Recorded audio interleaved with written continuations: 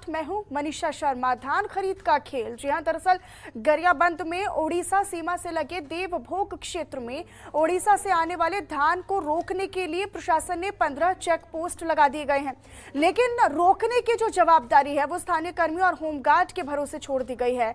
छत्तीसगढ़ की तुलना में सीमा से लगे ओडिशा के कालाहांडी, नुआपाड़ा और नवरंगपुर जिले में भी धान की बम्पर पैदावार होती है और इनकी कीमत में भी जमीन आसमान का अंतर होता है। इस बार छत्तीसगढ़ सरकार 2800 यानी कि 2800 रुपए प्रति क्विंटल देने जा रही है।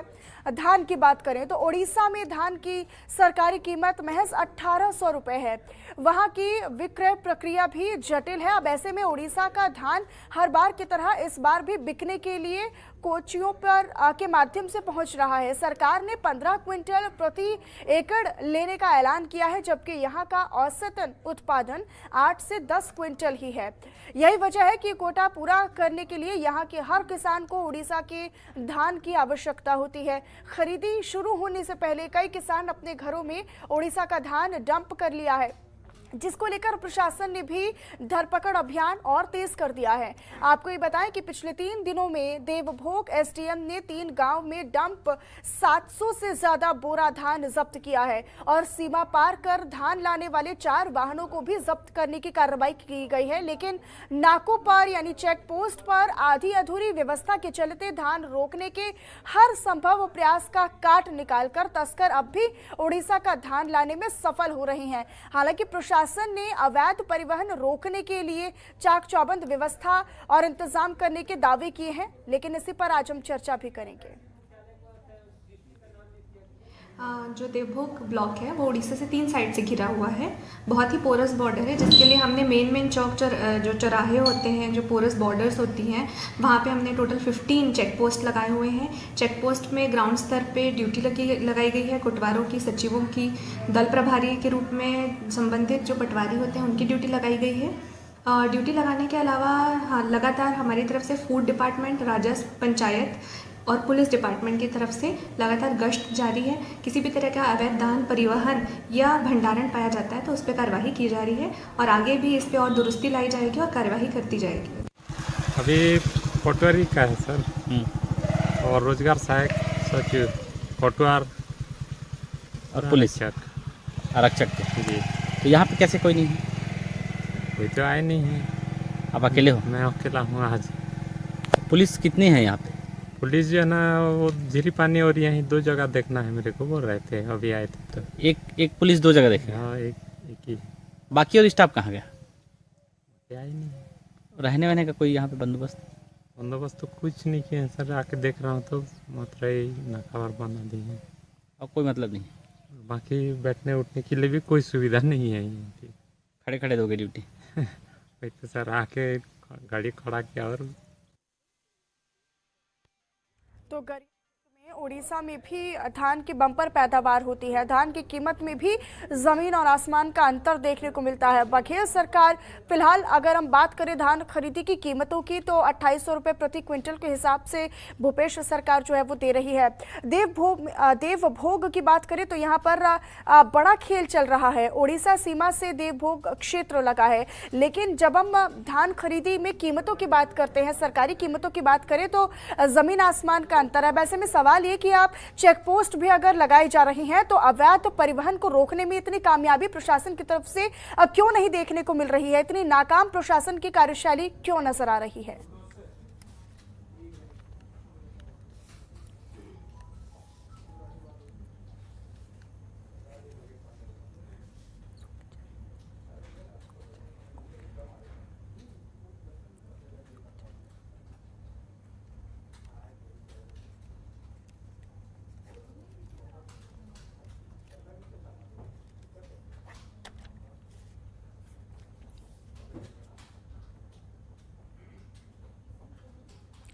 तो इसी पर आज चर्चा करेंगे। हमारे साथ हमारे सहयोगी मनमोहन नेताम भी हमारे साथ जुड़ चुके हैं और इसके अलावा हमारे साथ नेता कांग्रेस के सुखचंद जी भी हमारे साथ जुड़ चुके हैं। सुखचंद जी, बहुत स्वागत है आपका जनतंत्र टीवी पर। लेकिन सबसे पहले मैं अपने सहयोगी के पास जाना चाहूंगी, क्योंकि वहां पर जो स्थिति है फिलहाल, बताइए कि वहां पर क्या स्थिति है। चेक पोस्ट भी मनमोहन वहां पर लगाए जा रहे हैं, लेकिन प्रशासन की तरफ से फिलहाल कोई वहां पर रोक खास तौर पर नहीं देखने को मिल रही है।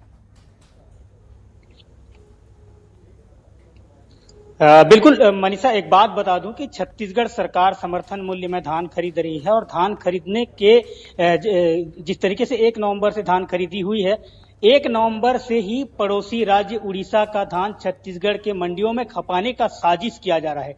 देखिए, जिस तरीके से गरियाबंद जिले का देवभोग क्षेत्र है, यह तीनों दिशाओं से उड़ीसा से घिरा हुआ है। एक तरफ कालाहांडी जिला है, एक तरफ नवरंगपुर जिला है और एक तरफ नुआपड़ा जिला है।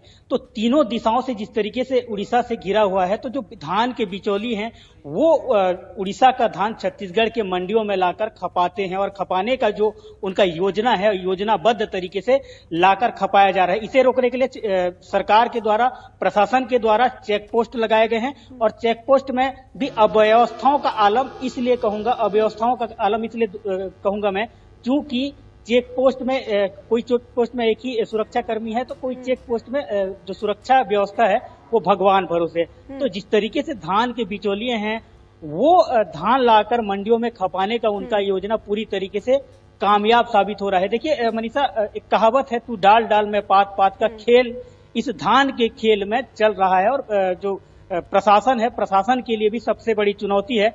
लेकिन इतना तो स्पष्ट है कि पड़ोसी राज्य उड़ीसा का धान छत्तीसगढ़ में के मंडियों में खपाने के लिए जो कोचिया हैं, जो दलाल है, जिस तरीके से हथकंडे अपना रहे हैं, उस हथकंडे को रोकने में प्रशासन भी कहीं न कहीं नाकाम साबित हो रही है। क्योंकि पड़ोसी राज्य उड़ीसा से नुकसान, नफा नुकसान की बात करें तो नुकसान सीधे तौर पर किसानों को हो रहा है, किसको हो रहा है?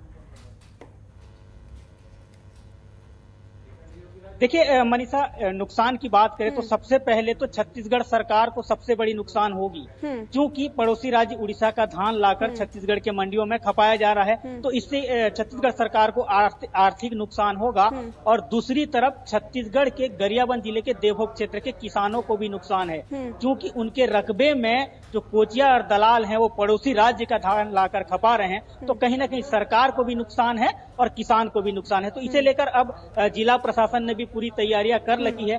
लेकिन जो धान के कोचिया हैं, जो धान के दलाल हैं, वो पगडंडियों के रास्ते से हो चाहे अन्य जगह से हो, जिस जगह में चेक पोस्ट लगाए हैं उस जगह में तो सुरक्षा व्यवस्था को देकर जो दलाल हैं वो धान नहीं ला रहे हैं, लेकिन अन्य रास्तों से जिस तरीके से धान लाया जा रहा है, तो कहीं ना कहीं यह छत्तीसगढ़ सरकार को आर्थिक रूप से चूना लगाने का ही काम कर रहे हैं। इससे छत्तीसगढ़ सरकार का जो आर्थिक बजट है वो भी भारी पड़ेगा और दूसरी तरफ जो छत्तीसगढ़ के जो किसान है, कुल मिलाकर ये देखा जाए कि यहाँ के किसानों को भी नुकसान हो रहा है, साथ ही साथ आर्थिक के तौर पर अगर बात करें तो छत्तीसगढ़ की सरकार को भी यहाँ पर बड़ी चपत लगती नजर आ रही है।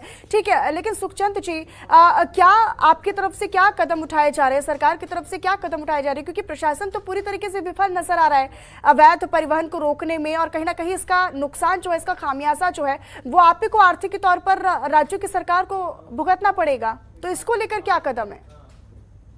हमारे प्रशासन, हमारे जिला कलेक्टर के नेतृत्व में और यहाँ के स्थानीय अनुभाग विभागीय अधिकारी एसडीएम के माध्यम से पूरे प्रस्तुति के साथ प्रशासन, सुरक्षा बल लगा है, गांव के कोटवार लगे हैं और देवभोग के सीमा क्षेत्र में 15 जो है ना नाका लगाया गया है और वहाँ डे नाइट जो है ना, दिन और रात वही ड्यूटी लगाया जा रहा है।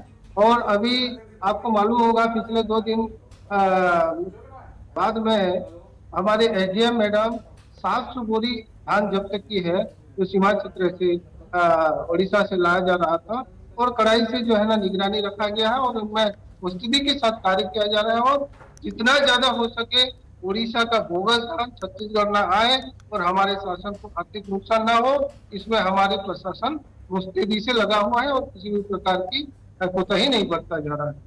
लेकिन सुखचंद जी, इस तरह की अगर चीजें सामने आ रही हैं तो उसको लेकर पहले से व्यवस्था क्यों नहीं की जाती है, पहले से तैयारी क्यों नहीं की जाती है? भले ही आपने चेक पोस्ट लगवा दिए हो, निगरानी रखी जा रही हो वहां पर, लेकिन अभी हमने सुना भी, जो प्रत्यक्षदर्शी है उनका ये कहना है कि वहां पर कर्मी ही मौजूद नहीं रहते हैं, वहां पर बड़ी विफलता देखने को मिल रही है प्रशासन की। अब ऐसे में क्योंकि किसानों को भी इसका नुकसान जो है वो छत्तीसगढ़ के किसानों को मिलता है, और साथ ही साथ अगर हम आर्थिक के तौर पर राज्य की बात करें तो आपको भी तो भारी संख्या में यहाँ पर नुकसान झेलना पड़ रहा है आर्थिक के तौर पर। इसको इतनी गंभीरता के साथ क्यों नहीं लिया जा रहा? हमारे शासन प्रशासन पूरी गंभीरता से है। और एक बार अच्छी बात आपको बता दूं कि इस साल हमारे देवभोग क्षेत्र में पैदावार बहुत अच्छी है। हर किसान के धान में बढ़ोतरी है। मैं खुद जो है ना 4 एकड़ की प्लाट में अभी 150 मैंने पैकेट धान मैं खुद कटवाया हूँ, और इस समय जो है ना बोगस धान बहुत कम आएगा, इतना मैं गारंटी देता हूँ। और हमारे प्रशासन बराबर जो है ना मुस्तैदी में लगा है, निगरानी सतत लगा हुआ है, और किसी भी प्रकार की आर्थिक नुकसान नहीं होगा, और कड़ाई से जो है ना लगे हैं हमारे। सुखचंद जी, क्योंकि इसका जो फायदा उठाते हैं वो तो बिचौलिया है, जो मीडिएटर है वो इसका फायदा उठाते हैं, और जिनको आर्थिक लाभ भी यहाँ पर पहुंचता है। नुकसान भले किसानों का हो रहा है, सरकार के राजस्व को हो रहा हो, लेकिन उससे बिचौलियों को कोई लेना देना नहीं होता है। बिचौलिए को निश्चित तौर पर यहाँ पर बड़ा फायदा हो रहा है। उससे निपटने के लिए क्या आपके इंतजाम है? देखिए, हम डायरेक्ट किसान को बिचौलिया नहीं कह सकते। किसान जो है ना खुद स्वयं की पट्टा का जो है ना पंजीयन कराता है, और आज के डेट में हमारे देवभोग क्षेत्र के किसान को हमारे राज्य सरकार किसान हितैषी मुख्यमंत्री की जो योजना है, आज इसी वर्ष 25 रुपए में खरीदने का जो खरीदा जा रहा है, जिससे किसान जो है ना 10 कुंटल 15 कुंटल तक जो छोटे सीमांत किसान है वो बेच रहे हैं, और किसी भी प्रकार के जो है किसान को लाभ नहीं होगा, हानि नहीं होगा। और निश्चित रूप से जो है ना जो हमारे उड़ीसा सीमा क्षेत्र से लगे होने के कारण कहीं कहीं पे ऐसा शिकायत आता है जहाँ पे हमारी प्रशासन काम कर रहा है। लेकिन मनमोहन का एक बार फिर शुरू करना चाहूंगी। मनमोहन, क्योंकि कोटा पूरा करने के लिए यहाँ के हर किसान को, छत्तीसगढ़ के किसानों की बात करें तो यहाँ पर लगभग उड़ीसा के धान की आवश्यकता होती ही है, लेकिन ऐसे में अगर ये बड़ा खेल चल रहा है, ये बड़ी धांधली चल रही है, तो कहीं ना कहीं बड़ा नुकसान भी यहाँ के किसानों को है। बिल्कुल किसानों को नुकसान है, और मैंने पहले भी कहा है कि सरकार को बड़ी नुकसान उठाने पड़ेगी, क्योंकि पड़ोसी राज्य उड़ीसा का धान मंडियों में हमारे लिए जिस तरीके से लाया जा रहा है, तो 15 दिन पहले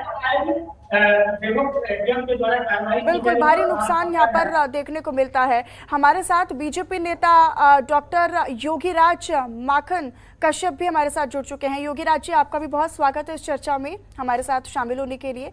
लेकिन सवाल यही है, क्योंकि सरकार की तरफ से तमाम वादे भी किए जा रहे हैं, तमाम व्यवस्थाओं की बातें भी कही जा रही हैं, लेकिन जिस तरीके से पूरा खेल चल रहा है, धान खरीद का खेल चल रहा है, अब ऐसे में क्योंकि बिचौलियों को तो फायदा हो रहा है, लेकिन किसानों को तो भारी नुकसान हो रहा है, और उससे भी बड़ी बात यह कि राजस्व को, राज्य के राजस्व को भारी नुकसान पहुंच रहा है। जी बिल्कुल, ये बात सत्य है। और मैं तो यही कहूंगा कि धान खरीदी के जो काम है पिछले 4 सालों में जो चल रहा है, भूपेश बघेल जी के कार्यकाल में ये कार्य जो चल रहा है, इसमें तो किसानों को बहुत सारे घाटा का सामना करना पड़ रहा है, साथ में राजस्व का भी घाटा हो रहा है, इसमें दो मत की कोई बात नहीं है। और जो बातें यहाँ पर उभर के आई है कि बिचौलिए हैं जिनको धान के समय में धान का अतिरिक्त लाभ उनको मिल रहा है, इसमें भी कोई दो मत की बात नहीं है। वो हमारे बॉर्डर क्षेत्र होने के कारण से इसमें अति संवेदनशीलता को देखते हुए फिर भी इसमें कोई कयास और कोई रोक निरोधक नहीं है, इसमें कोई रोक टोक भी नहीं है, और धड़ेल से ये काम चल रहा है। परंतु एक बात ये भी देखना होगा कि पिछले धान के रकबा और इस बार के धान के रकबे में दोनों में बहुत बढ़ोतरी हुई है, और धान का उपार्जन भी बहुत बड़ा है। पिछले बार 24 लाख के आसपास था, तो इस बार 1,29,000 नए किसान जुड़े हैं, और 1,09,000 हेक्टेयर का रकबा बढ़ा हुआ है, जो लगभग इस साल की रजिस्ट्रेशन है 25 लाख के आसपास है।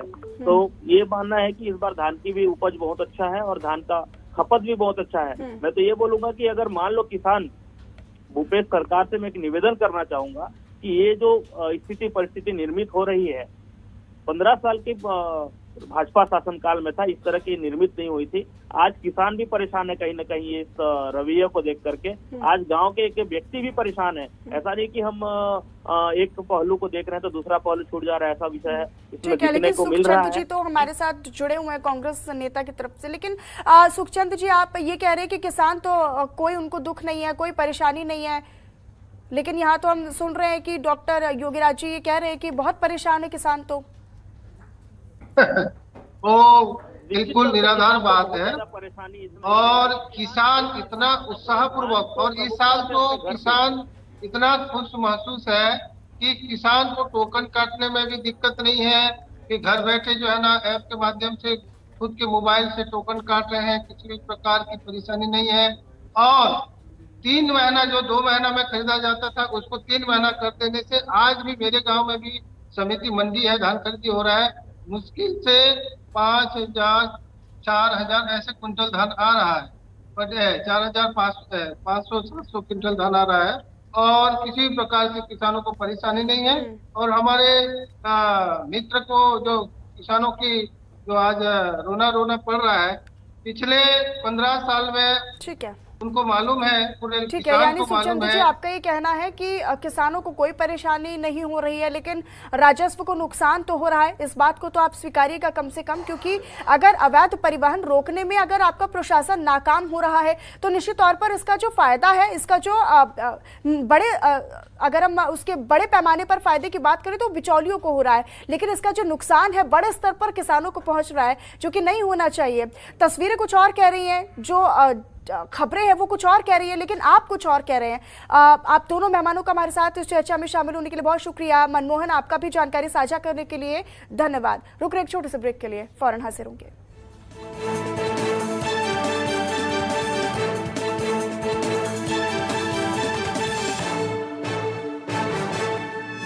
आप देख रहे हैं जनतंत्र टीवी।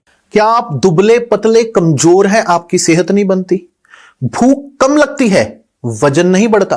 दरअसल मेन बात खाना पीना खाना नहीं है, मेन बात है खाया पिया लगना। और अगर खाया पिया लगेगा ही नहीं तो आपकी सेहत बनेगी कैसे?